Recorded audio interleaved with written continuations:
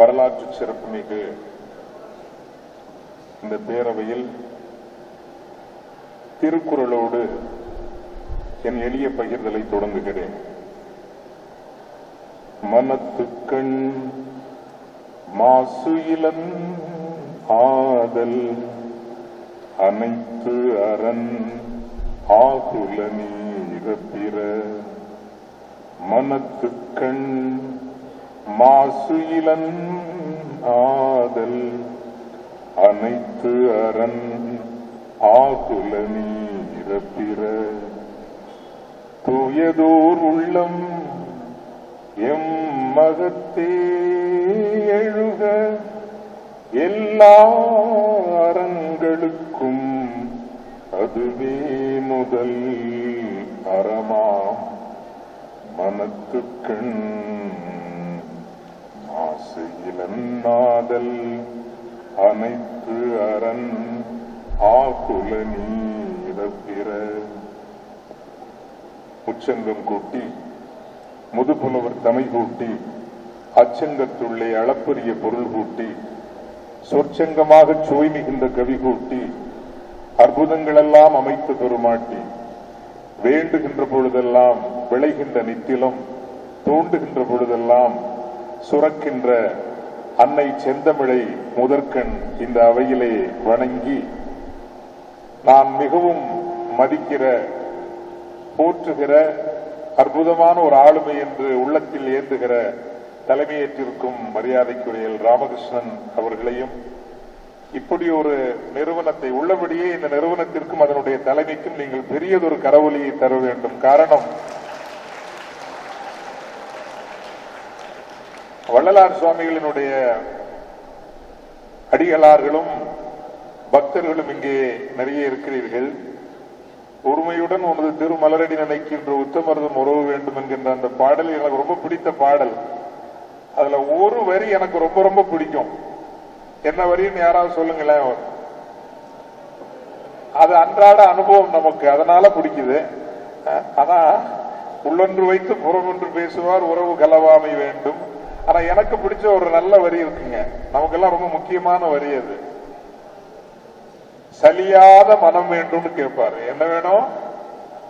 சலியாத மனம் வேண்டும், சலிப்படையாத மனம் வேண்டும். தமிழுக்கு பணி செய்தல் என்பது இன்று சில நேரங்களில் மன நிறைவு தந்தாலும் தமிழுக்கான பணி என்பது சில நேரங்களில் சவால் நிறைந்ததாக இருக்கிறது, சலிப்பு தருவதாகவும் இருக்கிறது. சூழ வருகின்ற அனைத்துமே பல நேரங்களில் தமிழுக்கு எதிரான ஒரு சூழலாக இருக்கிற பொழுதும் செயல்களாக இருக்கிற பொழுதும் சவால்களோடு சலிப்பும் வருகின்ற பொழுது இப்படியான நிறுவனங்கள், SSM கல்லூரி போன்ற நிறுவனங்கள், இதனுடைய நடத்துகின்ற ஆளுமைகள் சலிப்பின்றி இந்த தமிழுக்காக இப்பெரும்பணியை செய்கிறார்கள் என்பதில் உள்ளபடியே நாம் பெருமிதத்தோடு நாம் தொடர்ந்து இதை நிறுவனமயப்படுத்துங்கள். நான் கூட நேற்றைய தினம் மதுரையில் ஒரு நிகழ்வு, இரவு நாகர்கோவிலில் நிகழ்வு, அதிகாலையில் 2:30 மணிக்கு பயணப்பட்டு இங்கு வந்து சேர்வதற்கு காரணம், இப்படி தமிழுக்காக ஒரு நிகழ்ச்சியை செய்கிற பொழுது ஒரு சிறிய அளவிலேனும் நாம் அதில் பங்கேற்க வேண்டும் என்கின்ற காரணத்திற்காகத்தான் இவ்வளவு தூரம் நாம் வருவது. இதை உலக அளவில் செய்து கொண்டிருக்கக்கூடிய சகோதரி சுபாஷினி ட்ரெம்மல் அவர்களுக்கும் நாம் கரவொலி எழுப்பி நாம் ஒரு நன்றியை பதிவு செய்ய கடமைப்பட்டிருக்கிறோம். எனக்கு 25 நிமிடங்கள் 5 நிமிடங்கள் முடித்துக் கொண்டு விட்டேன். இங்கே அமர்ந்திருக்கிறவர்கள் நான் எண்ணிக்கொண்டு வந்தது குறைந்தபட்சம் ஒரு 200 ஆய்வாளர்களாவது இருப்பார்கள். ஆய்வாளர்களுக்கு மத்தியில் நான் உரையாற்றப் போகிறேன் என்கின்ற ஒரு முன் எண்ணத்தோடு வந்த காரணத்தினால் ஒரு வகையான தயாரிப்போடு வந்தேன். ஆனால் அதிகமாக அமர்ந்திருக்கிறவர்கள் மாணவர்கள் என்பதில் எனக்கு மகிழ்ச்சி. பேராசிரியர்களும் இருக்கிறீர்கள். ஒன்றை நான் உங்களுக்கு பெருமிதத்தோடு சொல்லிக் கொள்கிறேன். என்னுடைய பெயர் ஜெகத் கஸ்பார். நான் ஒரு ஃபாதர்னா கேத்தலிக் பிரீஸ்ட் இல்லீங்களா? இப்ப என்னை பார்த்து உங்களுக்கும் இதைத்தான், இந்த செய்தியைத்தான் முதல்ல சொல்ல விரும்புறேன். ஆனா என்னுடைய கொடுப்பினை என்னவென்றால், என்னுடைய அப்பா இந்து, அம்மா கிறிஸ்தவம். அப்பா பெயர் ஸ்ரீ பத்மநாபன், அம்மா பெயர் மேரி. இந்த ரெண்டு, ஒரு கிறிஸ்தவமும் இந்துவும் சேர்ந்து ஒரு உருவாக்கப்பட்ட ஒரு பிறவிதான் இந்த ஜெகத் கஸ்பார் என்கின்ற ஒரு ஃபாதர்.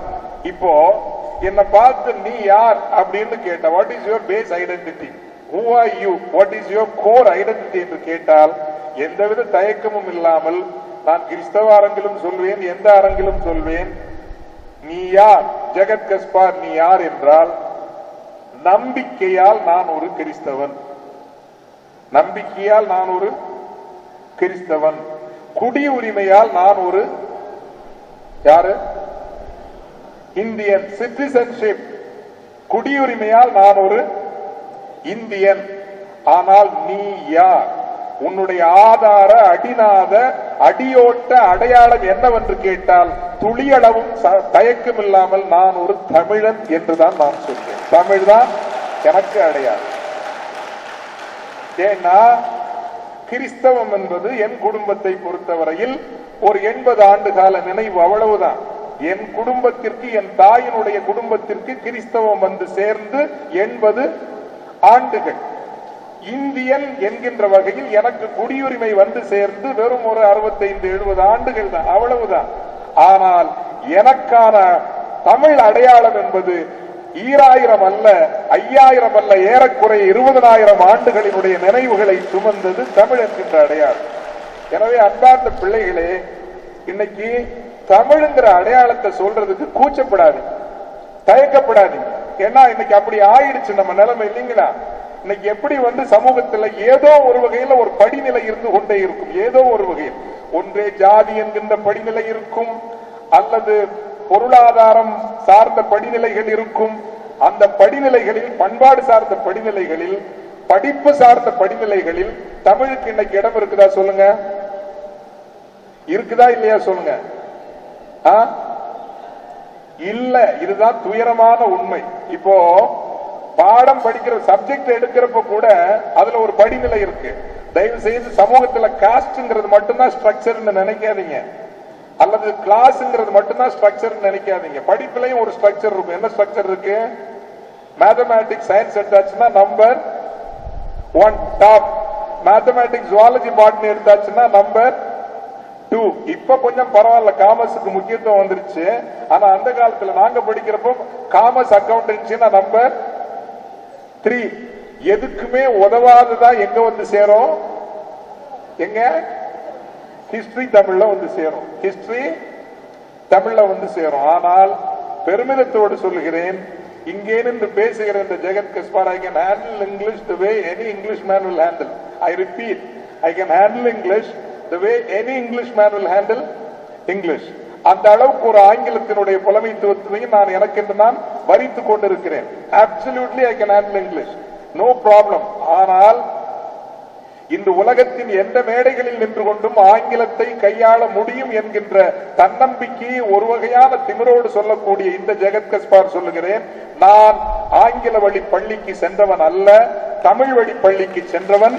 தமிழ் வழி பள்ளியிலும் அரசு பள்ளிக்கு சென்றவன், தனியார் பள்ளிக்கு சென்றவன் அல்ல, அரசு பள்ளிக்கு சென்றவன்.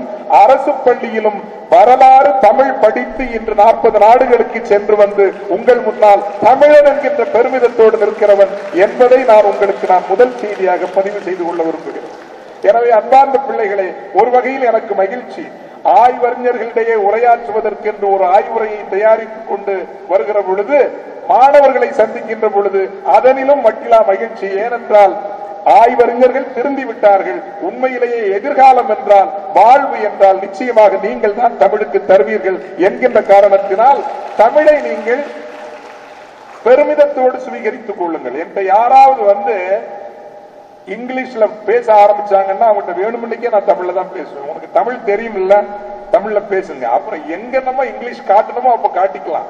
தமிழ் மட்டும் அல்ல தேவை, எல்லா மொழிகளும் நமக்கு தேவை. எத்தனை மொழிகளை கற்றுத் தெரிய வேண்டுமோ அத்தனை மொழிகளும் நாம் கற்றுத் தெரிய வேண்டும்.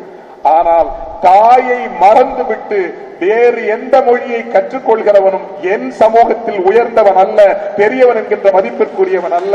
அந்த வகையில் அன்பார்ந்த பிள்ளைகளே, தமிழ் இன்றைக்கு சந்திக்கக்கூடிய நெருக்கடி என்னவென்றால், இதுவரை காலமும் ஏன் நிறைய பேர் சொல்றாங்க, நம்ம தமிழர்களாகிய நாம் எந்த மொழிக்கும் எதிரிகள் கிடையாது, நமக்கு பகைமை என்பது இல்லை, இருக்கக்கூடாது. எந்த மொழியோடும் நமக்கு பகைமை இல்லை. ஆனால் தமிழை அழிக்க வேண்டும் என்று பலர் முயற்சி செய்திருக்கிறார்கள். அப்படி ஒன்றும் அரசுகள் எல்லாம் தமிழை வளர்க்கவும் இல்லை. அரசுனா இப்ப இருக்கிற அரசு சொல்லல, நான் பழைய பேரரசுகள் எதுவும் தமிழை பெரிதாக வளர்க்கவில்லை, சில காரணங்களை தவிர. அரசுகள் வளர்த்த மொழிகள் எல்லாம் லத்தீனாக இருக்கட்டும் அல்லது சமஸ்கிருதமாக இருக்கட்டும், பேரரசுகளும் பெரும் மன்னர்களும் வளர்த்த மொழிகள் எல்லாம் இன்று வழக்கு ஒழிந்து போன காலகட்டத்தில் எந்த அரசும் பெரிதாக வளர்க்காத இந்த தமிழ் மொழி மட்டும் இன்று வரை உயிர் துடிப்போடு வாழ்ந்து கொண்டிருக்கிறது. எப்படி முடிந்தது? இது மன்னர்களால் வளர்க்கப்பட்ட மொழி அல்ல, உங்களையும் என்னையும் போன்ற சாமானியப்பட்டவர்களால் வளர்க்கப்பட்ட மொழி. பரதேசிகளாலும் பண்டாரங்களாலும், ஐயா எனக்கு பிடித்த ரம்மியமான சொல் பண்டாரங்கள், தெருவெல்லாம் சுத்தி திரிகிறவர்கள், ஏழை எளியவர்களோடு வாழ்கிறவர்கள், வள்ளலார் வழியில் வருகிறார்கள் அல்லவா, அவர்கள் எல்லாம் அப்படித்தான் சாமானிய மக்களோடு வாழ்ந்தவர்கள், மேட்டுக்குடியில் வாழ்ந்தவர்கள் அல்ல. இப்படி சாமானிய மக்களோடு சாமானியவர்களாக வாழ்ந்தவர்களால் வளர்க்கப்பட்ட மொழி என்பதால் தான் இன்று வரைக்கும் அது வாழ்கிறது. ஆனால் இன்று அது சந்திக்கின்ற நெருக்கடி இதுவரை சந்திக்காத நெருக்கடி. அதைத்தான் உங்களுக்கு சொல்லுகிறேன். என்னன்னா, you may be the last generation, probably you are already the generation that knows to read, write and speak Tamil. ஒத்துக்கிறீங்களா? தமிழை படிக்கவும் எழுதவும் பேச தெரிந்த கடைசி தலைமுறை நீங்களாக இருப்பீர்கள். உங்களுக்கு இது கைதட்டி கொண்டாட வேண்டிய விஷயங்களா? இது கவலையோடு எச்சரிக்கையோடு எடுத்துக்கொள்ள வேண்டிய விஷயம். அடுத்த தலைமுறையில் தமிழ் ஒலியில் மட்டும்தான் வாழுமே தவிர உங்கள் பிள்ளைகளிடம் எழுத்திலும் படிப்பிலும் அது வாழாது. இது நாம் சந்திக்கக்கூடிய முதல் நெருக்கடி. எனவே நாம் தமிழ் மரபை பாதுகாப்பது என்கின்ற ஒரு அடித்தளத்தில் நிற்கிற போது உங்கள் பிள்ளைகளுக்கு நான் சொல்லுகிறேன், ஜெகத் கஸ்பார் தமிழ் வழியில் அரசு பள்ளியில், அதுவும் வரலாறு தமிழ் படித்து உலகின் 40 நாடுகளுக்கு சென்று வர முடியும் என்றால் உங்கள் பிள்ளைகளுக்கும் அல்லது SSM போன்ற நிறுவனங்களே உயர்ந்த தமிழையும் ஆங்கிலத்தையும் அழகாக கற்றுத்தருகின்ற கல்விக்கூடங்களை உருவாக்குங்கள். இட்ஸ் பாசிபிள், முடியும். இன்னொரு மாடல் இட்ஸ் பாசிபிள், அதை உருவாக்கணுங்கிறது. இப்போ முயன்றால் முடியாதது எதுவுமே இல்லைங்க. இங்க யாராவது மேத்தமேட்டிக்ஸ் வராத தம்பிங்க இருக்கிறீங்களா? கை தூக்குங்க. கணக்கு பாடம் வராதவங்க யாராவது இருக்கிறீங்களா? பின்னாடி இருக்கிறாங்க நல்ல தம்பிங்க. கணக்கு வராதவங்க எப்பவுமே பின்னாடி தான் இருப்போம். நம்ம ஃப்ரெண்ட்ஸுங்க தம்பிங்க, நம்ம நிச்சயமா ஃப்ரெண்ட்ஸ். வேற யாரு இருக்கீங்க? எல்லாரும் கணக்கு வருங்களா உங்களுக்கு? கணக்கு வராதவங்க எல்லாம் நமக்கு ஃப்ரெண்ட்ஸ் சொல்றேன். யாருக்கெல்லாம் கணக்கு வராது கை தூக்கு. பாத்தீங்களா? ஃப்ரெண்ட்ஸ். சுட்டு போட்டாலும் எனக்கு கணக்கு வராதுங்க, சுட்டு போட்டாலும் வராது. அதுலயும் அந்த காலத்துல அல்ஜிப்ரான் ஒரு மேட்டர் இருக்கு பாருங்க. கடவுளே, அது எங்கதான் கண்டுபிடிச்சாங்களோ தெரியாது, வரவே வராது. ஆனால் எனக்கு ஒரு அதிபர் இருந்தார், முதல்வர், பிரின்சிபல் ஃபாதர் அருளானந்தம் அப்படின்னு ஒரு பிரின்சிபல் இருந்தார். ஃபர்ஸ்ட் ரிவிஷன் டெஸ்ட்ல எனக்கு மார்க் 28 நினைக்கிறேன். 28 மதிப்பெண்ணை பார்த்ததுமே ஓங்கி அடி நடிச்சாரு. சாமியார் படிக்கிற பையன் மேத்தமேட்டிக்ஸ்ல 28 அந்த மாதிரி கிரவுண்ட்ல போய் முழங்கால வச்சுட்டாரு. எங்க இது 4 பக்கம் கட்டிடங்கள், நடுவில் நான் ஒரு வண்டலூர் ஜூல இருக்கிற ஒரு பிராணி போல அதுல நான் முழங்கால உட்கார வச்ச. வாழ்க்கையில எது வேணாலும் படலாம், எது பற்றக்கூடாது, அவமானம் மட்டும் பற்றக்கூடாது. அது ரொம்ப அப்போ அப்படி கோபம், ஆத்திரம், என் இதயத்தை குத்தி கிழித்த அந்த அவமானத்தின் வேலை பிடுங்கி எரித்து அவரை குத்த வேண்டும் என்று ஒரு ஆத்திரம். பிரின்சிபல் ஏதாவது பண்ண முடியுமா? ஒன்னும் பண்ண முடியாது. திட்ட முடியுமா? முடியாது. Then I decided, ஓகே, இவரை பழி வாங்கணும்னா எனக்கும் கணக்கு வரும் அப்படின்னு இவருக்கு நிரூபிக்கணும். எனக்கும் கணக்கு வரும் அப்படின்னு எங்க அத்தை ஒரு டீச்சர் இருந்தாங்க. 2 மாசம் 3 மாசம் தான் மாங்குன்னு படிச்சு அப்பதான் புரிஞ்சுது, இந்த கணக்கு மட்டும் வராத வரைக்கும் தான் வராது, வர ஆரம்பிச்சிருச்சுன்னா கடகடன்னு வந்துடும். நம்ப மாட்டீங்க அன்பார்ந்த தம்பிங்களே, 3 மாத உழைப்பில் 100க்கு 100 பொது தேர்வில் எடுத்து நான் வெற்றி பெற்றேன் என்பதை முயற்சி திருவினையார் தமிழ். இப்ப இந்த இடத்துல தான் நான் இன்னைக்கு இந்த விட்டு செல்ல விரும்பக்கூடிய செய்தியும் கூட, முயன்றால் முடியும் என்றல்ல, முடியும். இன்றைக்கு இதை போன்ற ஐயா ராமகிருஷ்ணனை போன்றவர்கள், ஐயா SSM அதிபர் அவர்கள், இவர்களை போன்ற பெரியோர்கள் என்று செய்ய வேண்டியது, இப்படி மிகப்பெரிய நிறுவனங்களை கட்டியெழுப்புகின்ற அதே வேளை முன்மாதிரி பள்ளிகள் சிலவற்றையும் தொடங்கி ஆக வேண்டும். அதை பார்த்து எப்படி இன்று ஒரு மெட்ரிகுலேஷன் என்பதும் சிபிஎஸ்இ என்பதும் இன்டர்நேஷனல் ஸ்கூல் என்பதும் மிகப்பெரிய ஒரு பண்பாடாக மாறி இருக்கிறதோ, அதே போல எங்கேனும் ஒரு மூலையில் தமிழ் வழி கல்வியிலும் உலகத்தரத்திலான ஆங்கிலத்தையும் இந்த உலகத்தோடு போட்டி போடுகின்ற கல்வியையும் தர முடியும் என்று 4 முன்மாதிரிகளை உருவாக்கினால் 25 ஆண்டுகளில் 40,000 அது வளரும். அந்த முயற்சியையும் ட்ரெமல் போன்றவர்கள் பலரும் இணைந்து, இது தமிழுக்கான காலம், தமிழுக்கான காலம், தமிழை யாரும் அப்படி ஒன்றும் வீழ்த்திவிட முடியாது. அந்த அடிப்படையில் தமிழை பற்றிய இரண்டாவது செய்தி, வீண் டம்பங்களை தவிர்த்து விட்டு அதன் ஆழங்களை தேடுவது இன்று நாம் எடுத்துக்கொள்ள வேண்டிய மிக முக்கியமான ஒரு காலம். ஏன்னா இன்னைக்கு இருக்கிற தமிழ் சந்திக்கிற இரண்டாவது நெருக்கடி, 1 கல்வியிலிருந்து அகற்றப்படுகிறது, 2 புலமைத்துவம் என்பது இல்லை. There is no Tamil scholarship. தமிழ் ஸ்காலர்ஷிப்ங்கிறது இன்னைக்கு சுத்தமா இல்ல. மேட பேச்சு பேசினா போதும் அப்படின்னு ஆயிடுச்சு. நமக்கெல்லாம் இன்னைக்கு ரெஃபரன்ஸே யாரு பேர் சொல்லக்கூடாது, பட்டிமன்றம், மேடை பேச்சுங்கிறதோ சிறந்த உரையாளர் யாரு, ஒரு 2 ஜோக்கு சொல்லணும், 2 துணுக்கு செய்தி சொல்லணும், ஒரு குட்டி கதை சொன்னா அவர் சிறந்த பேச்சாளர், அப்படி என்று ஆகிவிட்டது. புலமைத்துவம் என்பது தமிழ் சந்திக்கிற scholarship is the major crisis faced by Tamil. பன்மொழி தெரிந்த பல்புலம் அறிந்த பல துறை அறிவு அறிந்த தமிழ் அறிஞர்கள் இன்று இருக்கிறார்களா என்றால் இல்லை.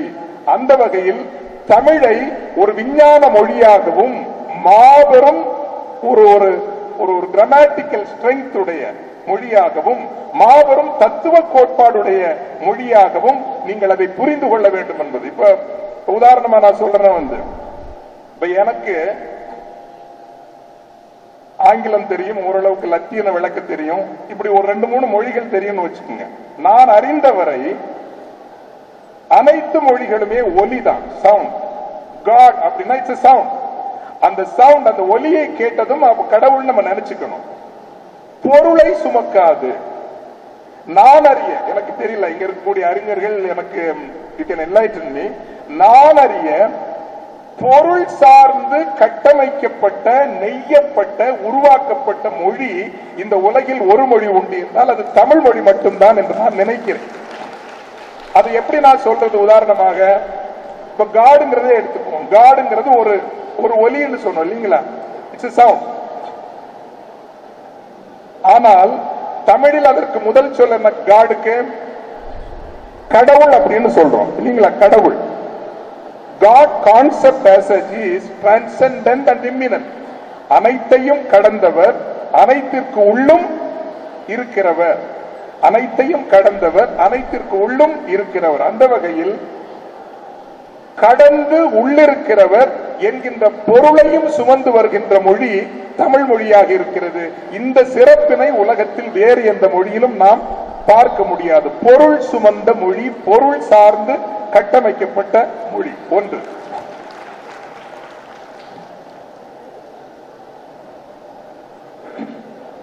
இரண்டு, இன்று மரபு பற்றி நாம் பேசுகிற பொழுது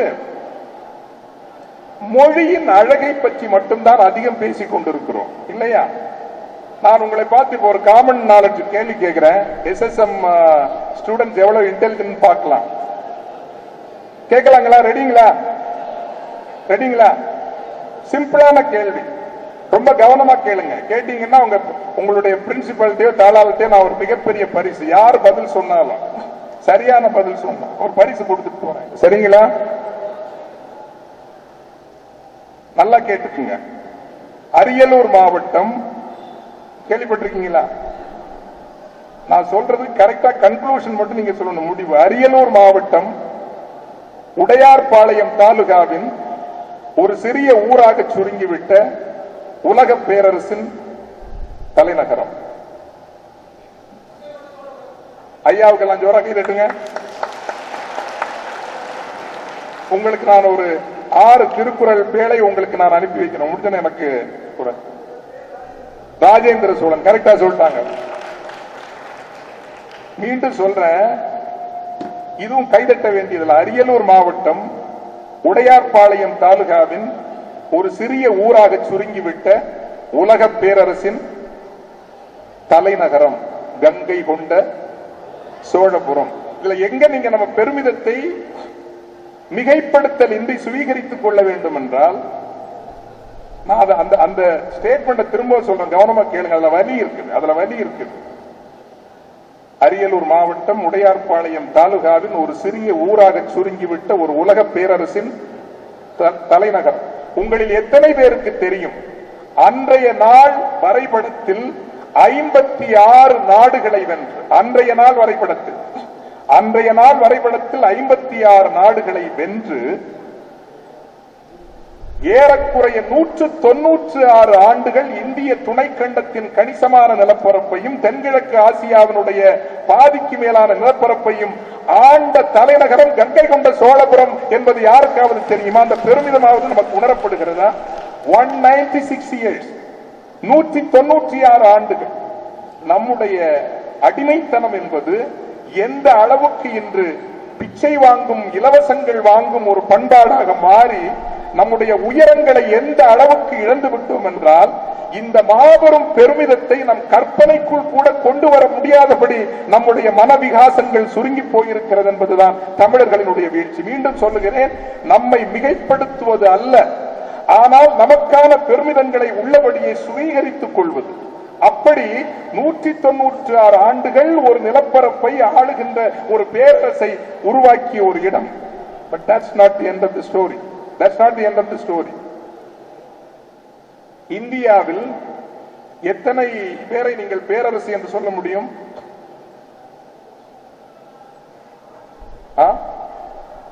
பேரரசு ஒன்றே ஒன்றுதான் அம்மா, பேரரசு ஒன்றே ஒன்றுதான். எம்பயர் என்பது கடல் கடந்து சென்று நீங்கள் ஒரு நிலப்பரப்பை பிடித்து ஆண்டிருந்தால் மட்டும்தான் அது பேரரசு, எம்பயர். இல்லை என்றால் அது அரசுதான். வரலாற்று அடிப்படையின்படி சோழர்களினுடைய, ராஜேந்திர சோழனுடைய அரசு மட்டும்தான் இந்திய துணைக்கண்டத்தில் கனிஷ்கரும் அல்ல, குப்தரும் அல்ல, சந்திரகுப்தரும் அல்ல, சமுத்திரகுப்தரும் அல்ல, அசோகரும் அல்ல. ராஜேந்திர சோழன் மட்டும்தான் இந்திய துணைக்கண்டத்தினுடைய ஒரே பேரரசன் என்பதை தமிழர்களாகிய நாம் பெருமிதத்தோடு சுவீகரித்துக் கொள்ள வேண்டும். But that is not even the story. That is not even the story. கடல் கடந்து செல்ல வேண்டும் என்றால் என்ன தொழில்நுட்பம் வேண்டும்? கப்பல் கட்டும் தொழில்நுட்பம் வேண்டும். மரபு எத்தனை பேருக்கு தமிழின் பெருமிதத்தை பேசுகிற நமக்கு தமிழர்களிடம் இருந்த கப்பல் கட்டும் தொழில்நுட்பம் பற்றி ஏதேனும் பதிவு இருக்கிறதா? திரட்சி இருக்கிறதா? அதை வெகுமக்கள் மயப்படுத்தி இருக்கிறோமா? அதில் பெருமிதம் அடைந்திருக்கிறோமா? நீங்க எல்லாம் இன்ஜினியரிங் ஸ்டூடெண்ட்ஸ் நிறைய இருக்கிறீங்க. ஒரு கடலுக்குள்ள போனோம் அப்படின்னா கப்பல் கட்டுறது ஒண்ணு, அடிப்படையில் என்ன தெரிஞ்சிருக்கணும் சொல்லுங்களேன். அவருக்கு ஒரு பரிசு, இன்னொரு பரிசு.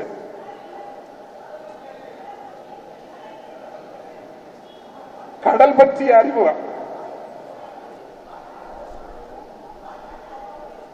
காற்றின் போக்கு, அதை விட அடிப்படையாக ஒன்று தெரிய வேண்டும் கடல் பயணம் என்றால். தயவு செய்து engineering students, mathematics students,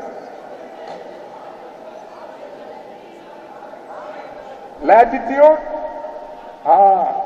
latitude longitude தெரியாம நீங்க கடலுக்குள்ள போக முடியாது. எப்படி தெரிஞ்சது? எப்படி தெரிஞ்சது? அது ஒரு சிஸ்டம் இல்லீங்களா? It's a system, it's mathematics, it's logic. நீங்க ராஜராஜ சோழனுடைய கோபுரங்கள் அல்லது கங்கை கொண்ட சோழபுரம் எடுக்கிறது என்றால் அது வெறும் ஒரு கோயில் அல்ல, வெறும் ஒரு சிற்பக்கலை மட்டும் அல்ல. அது மேத்தமேட்டிக்ஸ், தட் இஸ் லாஜிக், ஏரணம், கணிதம். இந்த மரபுகளை எங்காவது நாம் கொண்டாடி இருக்கிறோமா? தமிழர்களினுடைய கணித மரபு கொண்டாடப்பட்டிருக்கிறதா? தமிழர்களுடைய ஏரணம், லாஜிக் மரபு கொண்டாடப்பட்டிருக்கிறதா? இல்லை.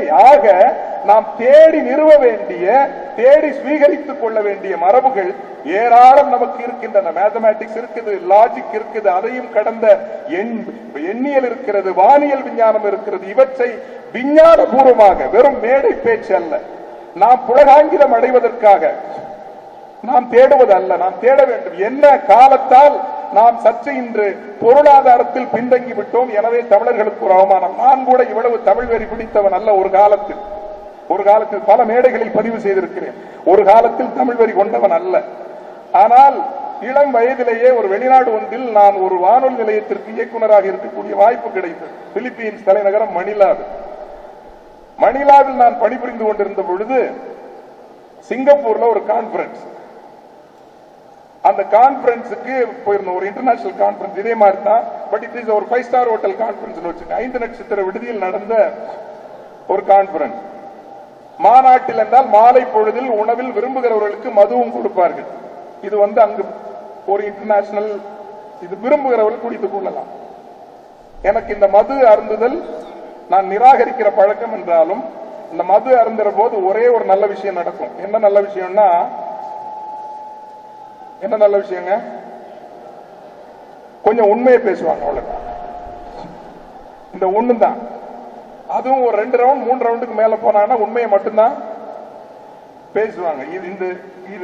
இது துயரத்தோடு சொல்லணும். அப்போ நாங்கள் அப்படி நின்று இருக்கிறப்போ, இந்த நாட்டை சார்ந்த இன்னொருவர், தமிழர் அல்ல, நான் யார் என்று சொல்லல, ஏன்னா எவர் மீதும் பகைமை சார்த்துவது என்பது என்னுடைய ஒரு நெறியாக வைத்துக் கொள்ளவில்லை என்பதான். அவர் இதே மாதிரி அவர் கொஞ்சம் பெக்கு போட்டு சொல்றாரு, சிங்கப்பூர்ல நடக்குது. You know what?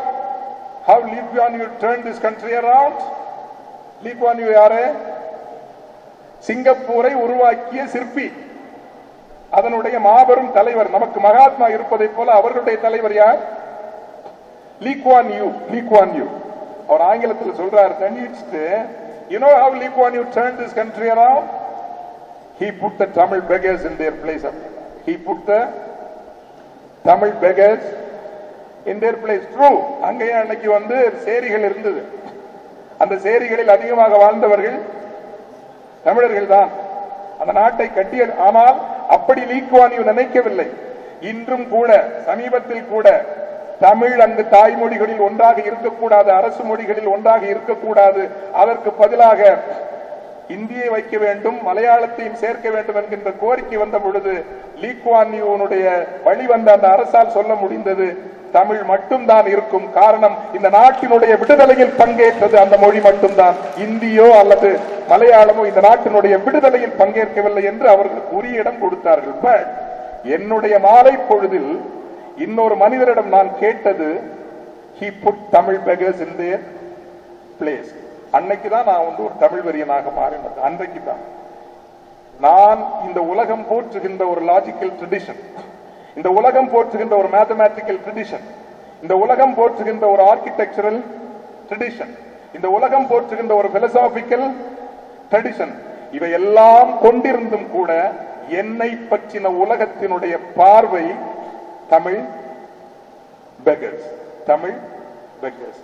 இதை எனது காலத்தில் மாற்றுவதற்கு லட்சம் தமிழர்கள் ஆங்காங்கே போர் புரிவார்கள். நானும் அந்த போர்க்களத்தில் ஒரு போர் வீரனாக சிறிய பணியை செய்ய வேண்டும் என்பதுதான் என்றுதான் என்னுடைய தமிழ் பயணம் நடந்து கொண்டிருக்கிறது. மீண்டும் சொல்கிறேன், தமிழ் வாழ்வது மிகப்பெரிய முயற்சிகளால் அல்ல, முகமும் தெரியாத சிறிய சிறிய முயற்சிகளில் தான் தமிழ் வாழுகிறது. இன்று தமிழ் மரபு அறக்கட்டளையாக இருக்கட்டும், தமிழ் மரபு மாநாடாக இருக்கட்டும், அப்படியான ஒரு முயற்சி என்று இன்னும் எனக்கு 5 நிமிடங்கள் இருக்கிறது. என்னுடைய மனத்திரையில் என் நேரம் ஓடிக்கொண்டிருக்கும். 30 நிமிடங்கள், எனக்கு 5 நிமிடங்கள். கோட்பாடுகளை கண்டெடுங்கள். இன்னைக்கு அரசியல் என்ன நடக்குது? A politics without any philosophy. யாரை வேணாலும் கொண்டு வந்து நிரப்பிடலாம். vacuum is there, therefore fill with anybody. யாரை வேண்டுமானாலும் நீங்கள் கொண்டு வந்து நிறுத்தி விடலாம். There is no need for a philosophy. கோட்பாடு இன்றி எழக்கூடிய எதுவும் சீரழிவாகவும் சீர்குலைவாகத்தான் முடியும். கோட்பாடு இன்றி எழக்கூடிய எதுவும் ஒன்றேல் பாசிசமாக முடியும், இல்லை என்றால் அனார்கியாக முடியும், பெரும் குழப்பமாக முடியும். தமிழர்களுக்கான ஒரு புதிய அரசியலை தேட வேண்டும் என்றால் கோட்பாடை தேடுங்கள். யாதும் ஊரே யாவரும் கேளிர். என்ன யுனைடெட் நேஷன்ஸ் சொல்றது? 2000 வருஷத்துக்கு முன்னாடி சொல்லிட்டாங்க, யாதும் ஊரே யாவரும் கேளிர். தமிழில் ஊன்றியிரு, எவரையும் வெறுக்காது. தமிழில் ஊன்றியிரு. நான் தமிழை யாரேனும் பழித்தால் நான் போராடி, ஆனால் எனக்கு எவரும் எதிரியோ பகையோ அல்ல. தீதும் நன்றும் பிறர் தர வாரா வாரா. அதை விடுங்க, ஏன் கோட்பாடை கண்டுபிடிக்கணும்? அதான் பெருமிதம். உங்க கரூர் பக்கம் தான், இந்த நிலம் தான். இந்த நிலத்துக்கு பக்கத்தில் வாழ்ந்த ஒரு மன்னன் தான் ஆய் மன்னன், ஆய்குடி மன்னன். கரெக்டா எக்ஸாக்டா லொகேட் பண்ண முடியல, ரொம்ப நுட்பமா கேட்கணும் நீங்க. why you should rediscover your own philosophical ethical traditions. குழந்தைங்களுக்கு சொல்றேன், பிள்ளைங்களுக்கு சொல்றேன், தம்பிங்களுக்கு சொல்றேன். புலவர்கள் மன்னர்களை புகழ்ந்து பாடுவார்கள். எதற்காக? பரிசுகள். வாழ வேண்டும், வாழ வேண்டும் என்பதற்காக அவர்கள் பாடுவார்கள். பரிசு பெற்றவன் என்ன செய்வார்கள்? இப்ப ஐயா நாங்களே கூட, நான் ஒரு ஃபாதர், கோயிலுக்கும் ஏழைகளுக்கும் நிறைய செய்தீர்கள். உங்களுக்கு பரிசு எங்கு கிடைக்கும்? எங்க கிடைக்கும்? பரலோகத்தில் கிடைக்கும். இதுதானே இல்லைங்களா? ஒரு பாட்டு தானே, இங்கு நல்லது செய்தீர் அங்கு உங்களுக்கு பரிசு கிடைக்கும். அப்படித்தான் இந்த ஆய் மன்னனிடம் பரிசு வாங்கி கொண்டு ஒரு புலவன், உனக்கு பரலோகத்தில் பெரிய பரிசு கிடைக்கும் ஐயா, வாழ வைத்தா என்ன என்று சொல்லுகிற பொழுது இந்த ஆய் மன்னன் சொல்வதாக ஒரு பாடல் வருங்க. இம்மைக்கு செய்தன மறுமைக்கு ஆமெனும் ஆற விலை வணிகன் ஆய் அல்லேன். சார் கைதட்டுங்க சார், இதுக்கெல்லாம் வந்து புரியலனாலும் கைதட்டுங்க, அப்புறம் சொல்றேன், நான் விளக்கி சொல்றேன். See what a statement. இம்மைக்கு செய்தன மறுமைக்கு ஆமெனும் ஆற விலை வணிகன் ஆய் அல்லேன். அப்படின்னா இந்த உலகத்தில் நல்லது செய்து அந்த உலகத்தில் எனக்கு பரிசு கிடைக்கும் என்று செய்து அறத்தை விற்பனை செய்கிறவன் அல்ல ஆய் மன்னன். I do it because that's the right thing to do. I do it because that is the right thing to do. இதுதான் செய்ய வேண்டியது, இது சரியானது, எனவே நான் அதை செய்கிறேன். இதுதான் வந்து அறத்தினுடைய உன்னதம் என்று சொல்றது. கடைசியா ஒண்ணு சொல்லி முடிச்சிடுறேன், எனக்கு 2 நிமிஷம் இருக்கு, அதை சொல்லி முடிச்சிடுறேன். இந்த அறத்தினுடைய சிறப்பு எப்படிங்கிறதுக்காக சொல்றேன். சிலப்பதிகாரம் தெரியும் எல்லாருக்கும், தெரியலீங்களா? அது ஒரு பெரிய விஷயங்க. உலகத்திலேயே மன்னர்களையும் இல்லாத தெய்வங்களையும் பாடி பாடி உருவாக்கப்பட்ட காலத்தில் ஒரு வணிகர் குலத்தைய மெர்கன்டைல் சிவிலைசேஷன், காவிரி பூம்பட்டினம், கோவலன் கண்ணகி, ஒரு வணிகர் குலம், அதை சார்ந்த பிரச்சனைகளை மையப்படுத்தி எழுந்த ஒரே காப்பியம் என்பது சிலப்பதிகாரம் தான். என்ன பொறுத்த வரைக்கும் வேற எதுவுமே காப்பியம் கிடையாதுங்க. இலியேட்டும் கிடையாது, ஹோமரும் கிடையாது, புண்ணாக்கும் கிடையாது. என்னை பொறுத்தவரையில் ஒரு முழுமையான காப்பியம் என்றால் சிலப்பதிகாரம் மட்டும்தான், சிலப்பதிகாரம் தான். அப்போ இப்ப தமிழ் பேராசிரியர்கள் இருப்பாங்க, உண்மையில அதுல குற்றம் செய்தது யார் சொல்லுங்க? The crime was committed by whom?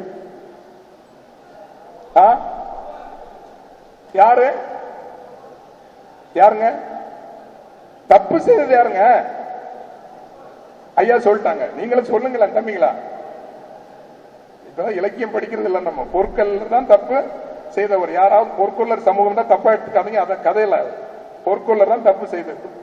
இது வந்து இளங்கோடிகளே ஒத்துக்கிறார். எப்படி? தென்னவன் தீதிலன், தென்னவன் மன்னன் தவறு செய்தவன் அல்ல, தென்னவன் தீதிலன். Crime was committed by Goldsmith, அவன் தான் மாத்தி வச்சது இல்லையா? ஆனால் அந்த மன்னன் எவ்வளவு பெரிய மன்னன் என்றால், எவ்வளவு உயர்ந்தவன் என்றால், யானோ மன்னன் யானே கள்வன். தன்னுடைய தவறை அவன் ஒத்துக்கொள்கிறான். கதை எழுதியவரே தென்னவன் தீதிலன், கண்ணகியே தென்னவன் தீதிலன், கதை நாயகியே தென்னவன் தீதிலன் என்று சொன்ன பிறகு அவர் எவ்வளவு உயர்ந்த மன்னன் என்றால், யானோ மன்னன் யானே கள்வன். அதோட நிக்கல, he does reparation. தன் உயிரை அவன் மாய்த்து விடுகிறான். இப்போ பஞ்சாயத்து அங்க முடியணும் இல்ல? பஞ்சாயத்து முடியணுமா வேண்டாமா? தவற ஒத்துக்கிட்டாச்சு, தன் உயிரையே அவன் மாய்த்து கொண்டாயிற்று. அப்புறம் என்ன மதுரையை எரிக்கிற கதை? அப்புறம் எதுக்கு மதுரை எரிக்கணுங்க? தப்பு செய்தது மதுரை மக்கள் அல்ல, தப்பு செய்தது பொற்கொள்ளர். மன்னன் மாரல் ரெஸ்பான்சிபிலிட்டி எடுத்தாச்சு, அதுக்கு ரெப்பரேஷன் வந்து உயிரையே அவன் விட்டாச்சு. அப்புறம் என்ன மதுரை எரிக்கிற கதை? இங்கதான் அந்த காப்பியம் எதற்காக உருவாக்கப்பட்டது என்றால், எந்த வணிகர் சமூகத்திலும், வணிகம் செழித்த, பணம் செழித்த சமூகத்திலும் ஒழுக்கம் பிறழ்ச்சி அடையும். குடும்ப ஒழுக்கம் என்பது பிறழ்ச்சி அடையும். எனவே கற்பு என்கின்ற ஒழுக்கத்தை வலியுறுத்தி சொல்ல வேண்டிய தேவை அந்த காலகட்டத்திற்கு இருந்தது. எனவே கண்ணகியினுடைய கற்பு என்பது எவ்வளவு வலிமையானது என்றால், இந்த மாமதுரை நகரையை எரிக்கின்ற அளவுக்கு அவளுடைய கற்பு வலிமையாக இருந்தது என்பதை சொல்வதற்காக ஒரு மிகைப்படுத்தப்பட்ட காட்சி உருவாக்கப்பட்டது. ஆனால் தமிழினுடைய சிறப்பு என்னவென்றால், ரம்மியம் என்னவென்றால், இதோட நான் முடிக்கிறேன். எவ்வளவு ரம்மியம்னா, அன்னைக்கே அது உறுத்தி இருக்கு. யாருக்கு? பொது சமூகத்துக்கு.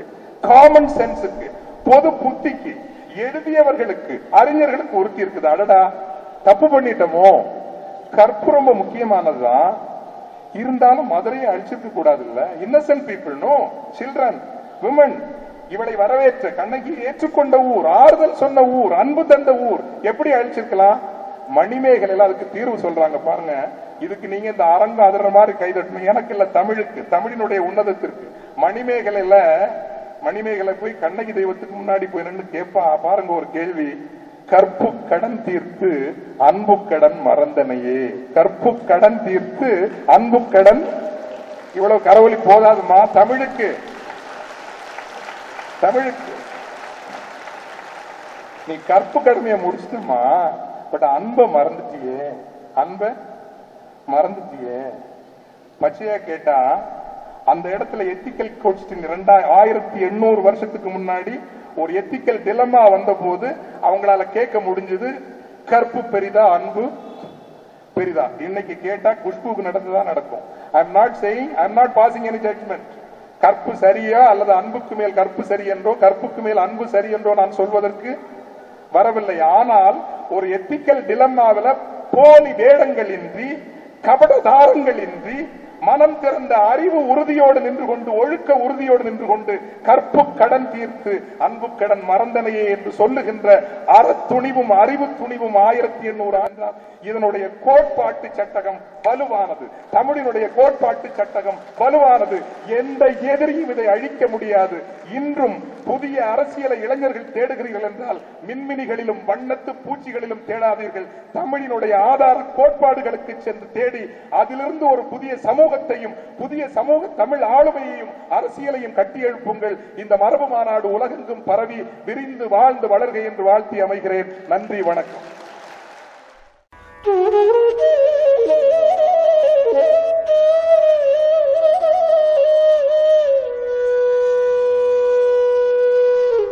உலகம் தழைக்க ஓர் நெறி, அதுவே சன்மார்க்கம் எனும் தயா நெறி.